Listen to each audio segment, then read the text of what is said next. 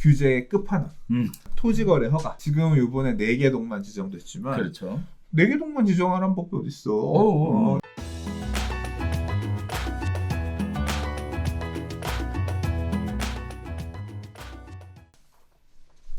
자, 부동산 대책 효과 점점 짧아지고 있다. 내성이 점점 커나가고 있다. 뭐 이런 얘기입니다. 자, 9.13 대책 후 하락세는 32주가 지속됐고요. 12, 16 대책 후에는 9주간의 하락세가 지속됐습니다. 자, 이번 6.17 부동산 대책 이후에는 하락세가 과연 얼마나 진행되겠냐. 정말 하락세가 있겠느냐에 대한 이야기들인데요. 자, 빨라진 풍선 효과. 밤 10시까지 불 켜진 김포. 네, 그리고 규제 다음날 열채까지 거래가 됐다라는 얘기들이 나오고 있는데요. 규제 지역 비껴가자 전국 투자자들이 몰려서 갭 투자 매물이 싹쓸이 진행되고 있다라는 기사입니다. 서울에서도 규제 덜한 재개발 가격이 오르고 매수세가 증가하고 있다. 규제할 때 집값 오른다면 투자자들의 움직임이 점점 빨라져가고 있다. 그 중에서 가장 대표적으로 얘기가 나온 곳이 김포하고 파주 일대입니다. 부동산 투자자들이 몰려와서 새낀 갭 투자 매물을 싹 걷어가고 있는 상황에서 굉장히 바쁘게 거래가 이루어져가고 있다라는 얘기 나오고 있는데요. 이 정도면 정부가 대놓고 파주와 김포 지역에 투자자를 모집한 거 아니냐라는 이야기까지 흘러나오고 있습니다. 또한 내부적으로는 규제 지역으로 지정될까봐 불안해하는 주민들도 상당히 많다라고 얘기하는데, 자, 보면 자료에서 보이는 것처럼 뭐 하락세가 어느 정도 됐고 기간이 어느 정도 됐고에 대한 얘기들이 지금 정리되어서 나가고 있어요. 이런 거 보면 언제 내성이 생겼다라고 얘기도 할 만하겠어요. 진짜 이게 뭐 어쨌든 규제가 발표가 되고 나면 또 올라가고, 규제가 발표가 되면 시장이 어느 정도 조정이 있다 또 올라가고, 이런 식의 문제들이 계속 반복되어 왔는데 이번에도 또 그러지 않을까?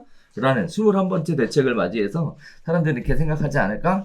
또 한편으로는 그런 대책이 발표가 되면 대책 발표되고 나면 가격이 오르더라 라는 학습 효과, 이런 것들도 영향을 좀 미치지 않을까? 또 한편으로는 이렇게 지방도 다 때려 막으면 다시 서울로 상경하는 거 아닐까?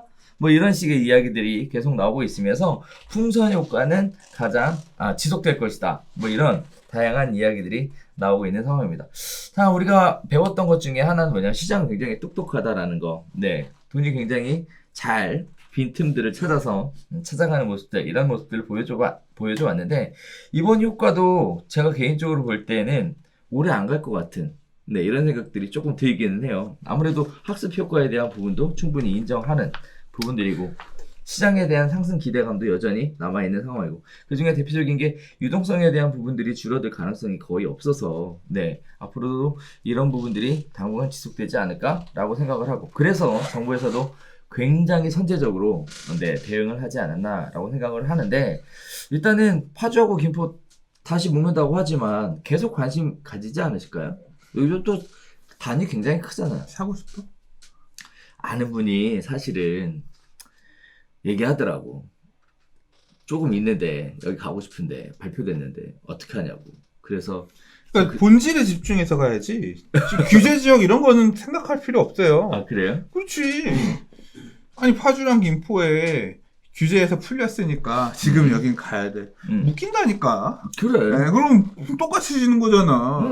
그러면 예를 들어 6개월 뒤에 보면 파주나 김포나 인천이나 검단이나 뭐 다 그놈이지. 다 똑같은 규제 지역에 새로 신규 진입할 유인은 별로 없어지니까.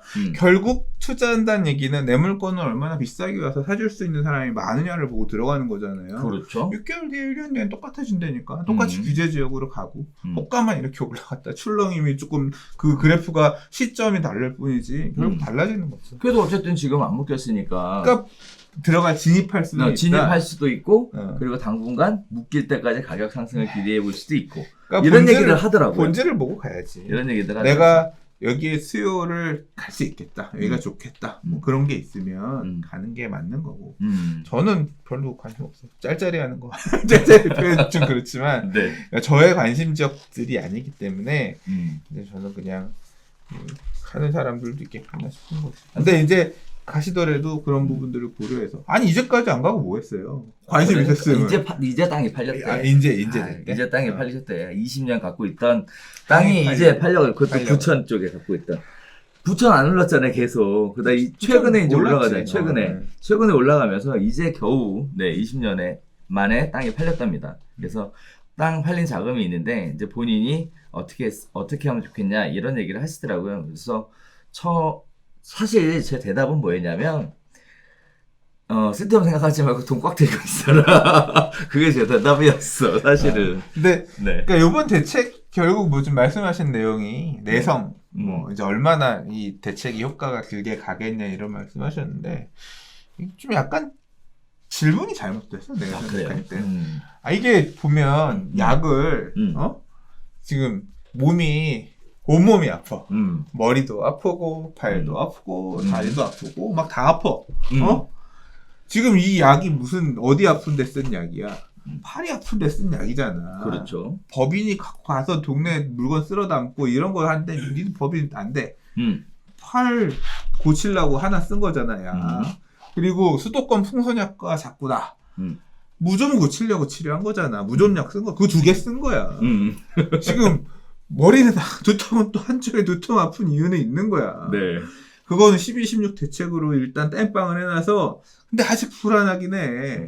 그래서 이제 요거에 대한 대책도 계속 불안하면 요건 나올 거고 가슴이 아파. 가슴약도 나올 거고 지금 전체적으로 그러니까 일부 부분 땜빵 대책들이 나온 거지 전체 큰 그림의 대책이 나온 건 아니거든요. 그래서 당연히 후속 대책도 준비하고 있을 거고 계속 모니터링하면서 불안한 부분이 있으면 거기와 맞춤형 대책 이런 것들을 좀 낼 가능성이 있다. 그리고 우리 이제 다음 부분에서 얘기를 하겠지만 이게 진짜 아까 크라운 3개가 아니라 왕관 4개라 그랬잖아요. 이제 최고의 왕관 등장했잖아요. 규제의 끝판왕. 근데 이거보다 더 센 것도 또 이제 상상해서 만들어내겠지. 규제의 끝판왕. 토지거래 허가. 이제 요게 지금 요번에 4개 동만 지정됐지만. 그렇죠. 4개 동만 지정하는 법이 어딨어. 일단 애초에, 그 토지거래 허가를 가지고 아파트를 아파트를 사고 팔고를 제한하겠다는 것도, 구청장 허가 받고 와서 해라. 구청장이 허가 막혀주면, 나중에 이제 그것도 서울시장이 하려나? 이제 아무튼 이게 지금은 요만큼만 지정됐지만 이제 앞으로 계속 확대할 수 있거든요. 그렇죠. 네, 이제 그렇게 본다고 보면 이제 직접적인 규제의 시대로 왔다. 이제까지는 돈줄을 막아. 네 돈 갖고서 대출 안 해줄 거야. 은행은 조질 수 있잖아. 이제 그런 식으로 해서 가이드했다고 하면 앞으로는 살 거면 허락 받고 사. 이제 이런 시대로 간 거죠. 규제가 이제 끝을 향해서 가고 있는 것 같아요. 이제 드디어 등장했어. 끝판왕 규제. 토지거래 허가제. 자, 그래서 뭐 그런 얘기들이 나옵니다. 뭐 신문에 관련돼서 얘기들을 쭉 보면 이번 대책 얼마나 가겠느냐를 가지고 뭐 어떻게 보면 뒤에서는 내기까지 하는 이런 모습을 보여주고 있는데 내기래요? 네.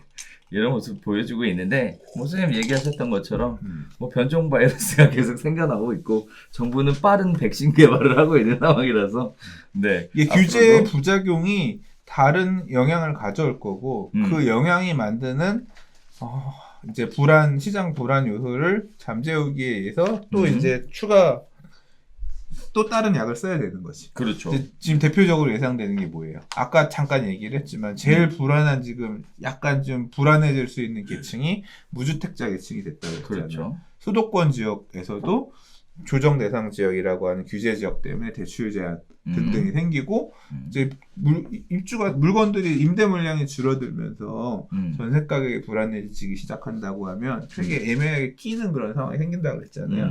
근데 서울 같은 경우도 보면 내년에 서울의 입주 물량이 급감하는 부분에 대해서 얘기를 했잖아요. 전월세 가격이 불안할 가능성을 얘기했고 실제로 지금 전세가는 계속 상승하고 있는 모습에 대해서 언론에서 자꾸 얘기하고 있잖아요. 전세 가격을 이런 지금 요번 규제책 때문에 전세 임대로 가능한 물량들이 더 줄어들게 되면 임대 가격이 더 불안해서 올라가면서 매매 가격을 밀어올리는 현상이 가속화될 수 있다. 심경원 교수님도 이번에 인터뷰에 그런 얘기들을 하셨더라고요. 그렇게 되면 이제 임대 가격이 매매가를 밀어올리기 시작하는 이제 이런 상황들이 만들어지면 임대 가격 불안한 거에 대한 또 추가 대책. 밀어 올려 실제 이제 매매가까지 밀어 올리는 지역들이 나오기 시작하면 이제 다시 매매가 그걸 딛고 올라가는 그런 부작용도 있을 수 있는 거죠. 이제까지는 은행 돈 빌려서 샀다고 하면 이제 앞으로는 임차인 세입자들 돈 빌려서 사거나 또는 이제 뭐 여러 가지가 맞물려 있지만 보유세 강화의 후폭풍은 월세, 반전세로의 전환이잖아요. 그렇죠. 그래서 이제 매달 내야 되는 월세 부담이 늘어나는 이제 그런 부분들 이런 것들도 다 맞물려서 더 가속화될 가능성이 있죠.